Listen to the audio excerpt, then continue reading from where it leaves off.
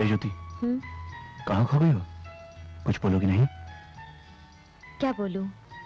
कुछ भी समझ में नहीं आ रहा है। सुहाग रात को कुछ ऐसा ही होता है।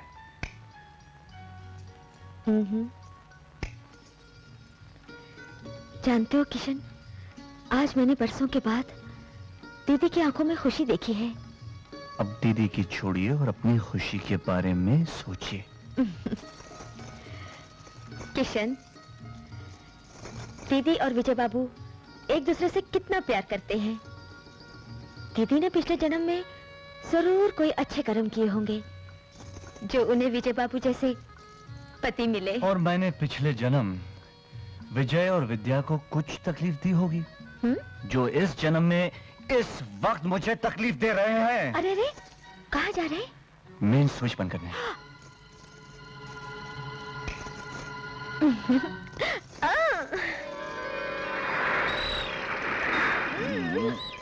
छोड़ो ना, दिन हो गया। अरे कहाँ दिन हुआ है? अभी तो रात है। अरे क्या बात कर रहे हो? माँ जी आ जाएंगे। माँ जी कहाँ से आएगी? ये कमरा हम दोनों का यहाँ पे आए।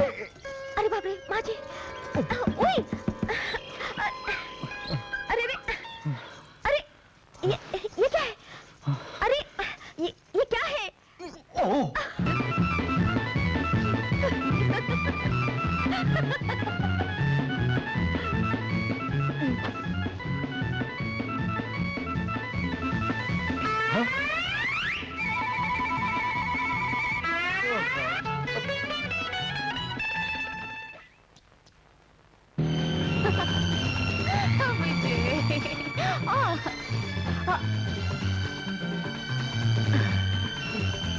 बड़ा आदमी है, काम तो हो जाना चाहिए।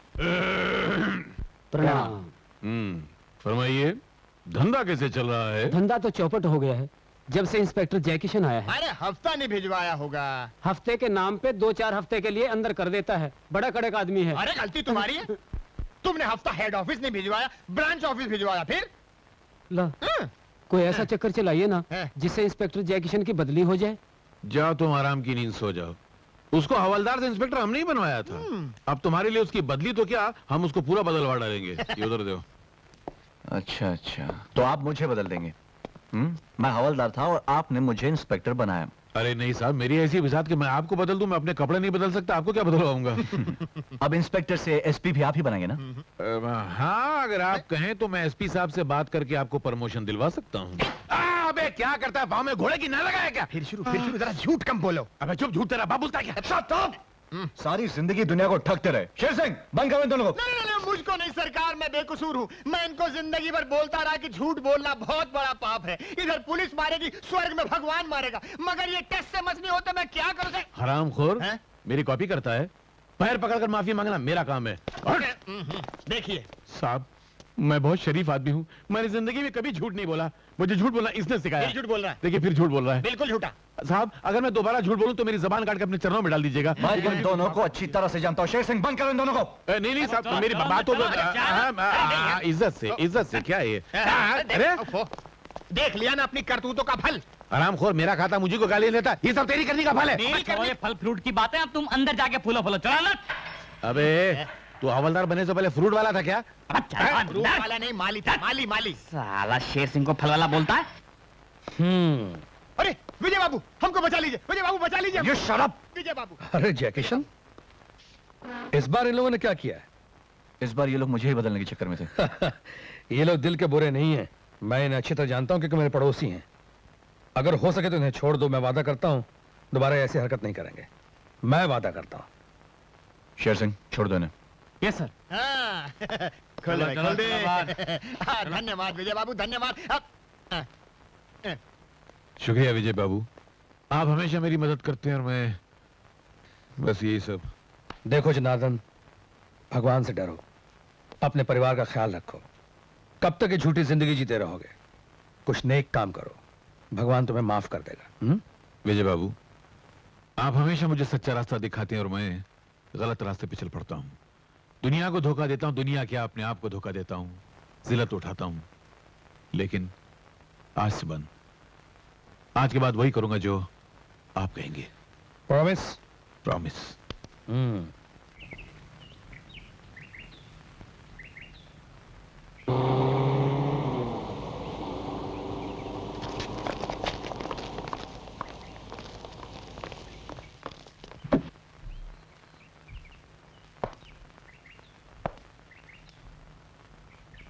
आप लोग यहाँ क्यों जमा हैं? सेठ जी, मिल में एक मजदूर का एक्सीडेंट हो गया है, उसे हॉस्पिटल ले गए।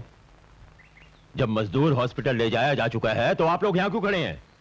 जाइए अपना अपना काम कीजिए। चलो चलो। सेठ जी, तुम यहाँ? सेठ जी, फैक्ट्री में एक आदमी का एक्सीडेंट हो गया है। हमें मालूम है, इसमें कौन सी बड़ी बात है? एक्सीडेंट तो फैक्ट्रियों में होते ही रहते हैं। एक गरीब मजदूर की टांग कट गई और जिंदगी भर के लिए अपाहिज हो गया सेठ जी। आखिर तुम चाहते क्या हो? मैं तो यही चाहता हूं सेठ जी कि उस गरीब मजदूर के परिवार को जिंदगी भर इज्जत की 2 रोटी मिलती रहे। हाँ, इज्जत की 2 रोटी तो उन्हें मिल ही जाएगी, तुम्हारे जैसे लीडर जो उनके साथ हैं। और ये इज्जत की 2 रोटी दिलवाने के तरीके तो बहुत हैं तुम्हारे पास। अगर हमने सीधी तरह से ना दी तो आप छीन लेंगे, और वो भी बात नहीं बनी तो कोर्ट कचहरी में जाके ले लेंगे। खैर, मैं इस फजूल की बहस में नहीं पड़ना चाहता। उस वर्कर को 10,000 का कॉम्पेंसेशन दिलवा दिया जाएगा। सिर्फ 10,000? आपने इसके पहले भी हम गरीब मजदूरों के शेयर हड़पने की कोशिश की है। सेठ जी, एक गरीब मजदूर की टांग आपके मिल में काम करते हुए कट गई और आप सिर्फ 10,000 रुपए देंगे? नहीं सेठ जी, नहीं। कानूनी तौर पे यानी कॉम्पेंसेशन एक्ट के तहत आपको कम से कम 50,000 रुपया देना होगा, वरना आपको छोड़ेंगे नहीं और आपका जीना मुश्किल कर देंगे। लगता है तुम आजकल कानून की किताबें कुछ ज्यादा ही पढ़ने लगे हो। ठीक है, 50,000 ही दिया जाएगा। धन्यवाद।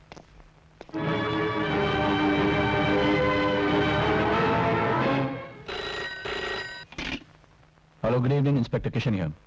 डीजे जेल से फरार हो गया है। वो बहुत ही खतरनाक आदमी है, बी केयरफुल। खतरों से खेलना तो हमारा काम है सर।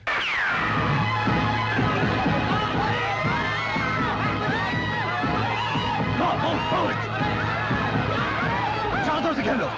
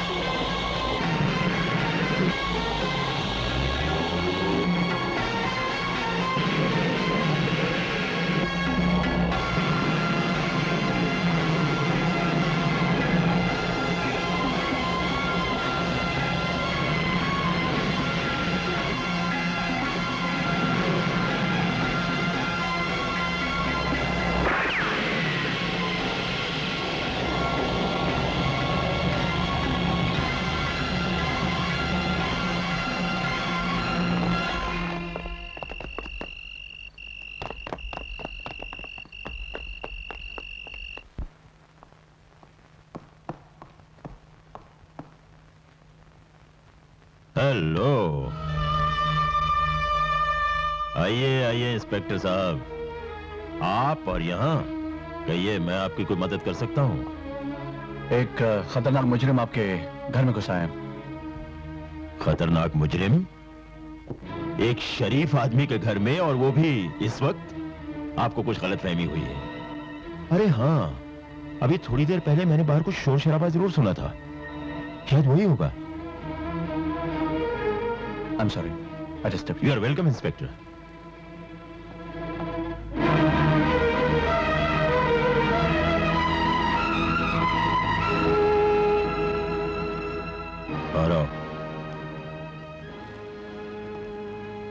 Thank you.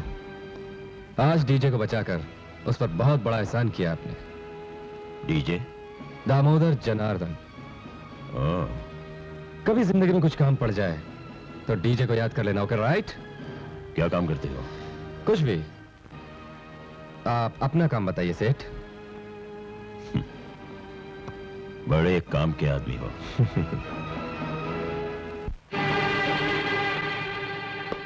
चल।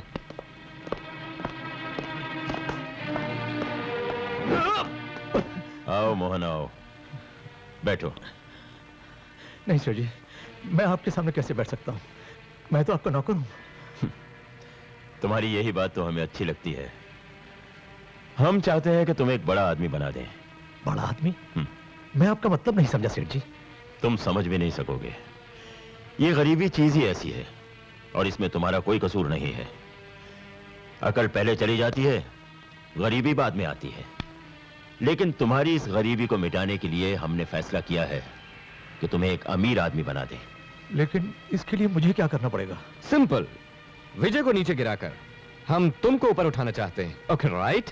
नहीं, मैं विजय के लिए ऐसा सोच भी नहीं सकता। अरे कब तक गरीबी की आग में झुलसते रहोगे? लुक,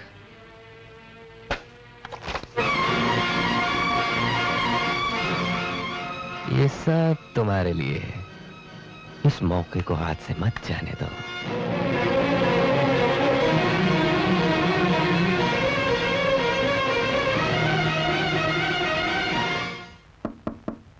अरे आओ आओ मोहन भैया। क्या हो रहा है चाचा? कैसी तबीयत है? ठीक हूँ भैया, बस मजबूरी के दिन काट रहा हूँ। अरे चाचा, मजबूरी के दिन खत्म समझो बस। विजय बाबू ने सेठ जी से मिलकर तुम्हारी टांग का मुआवजा तय कर दिया है। सच भैया? हाँ चाचा, लो इस पर दस्तखत कर दो। लो भैया।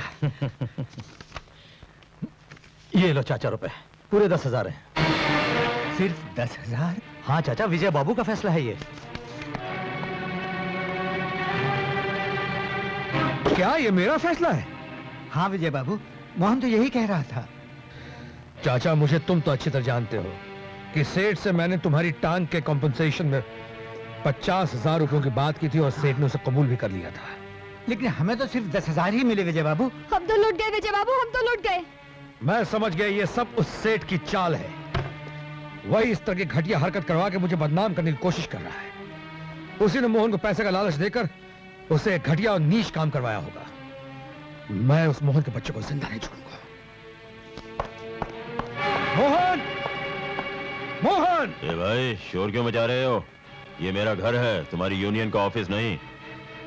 सेठ जी, जिस मजदूर ने आपके काम के लिए अपनी टांग गंवा दी, उसी को धोखा दिया गया। क्या बकते हो? तय ये हुआ था कि 50,000 रुपया कंपनसेशन के तौर पे उस मजदूर को दिया जाएगा। फिर सिर्फ 10,000 रुपए उसे देकर उसे पेपर्स क्यों साइन करवा लिए गए? 10,000? What nonsense! अरे हमने तो जिंदगी में पहली बार सोचा कि मिस्टर विजय को खुश कर दिया जाए, और फिर उस गरीब मजदूर की टांग का भी सवाल था, इसलिए हमने 50,000 की जगह 60,000 रुपया मोहन के साथ भिजवाया है। क्या? हाँ, अब हमें क्या मालूम उस धोखेबाज मोहन ने उन रुपयों का क्या किया है। हमें तो सिर्फ इतना ही मालूम है कि तुम्हारा नाम लेकर वो हमसे 60,000 रुपया ले गया। बाकी जाकर उस मोहन बदमाश से पूछो। सेठ जी, अगर आपकी बात सच निकली तो मैं मोहन को जिंदा नहीं छोड़ूंगा, और अगर आपकी बात गलत निकली तो मैं आपको जिंदा नहीं छोड़ूंगा।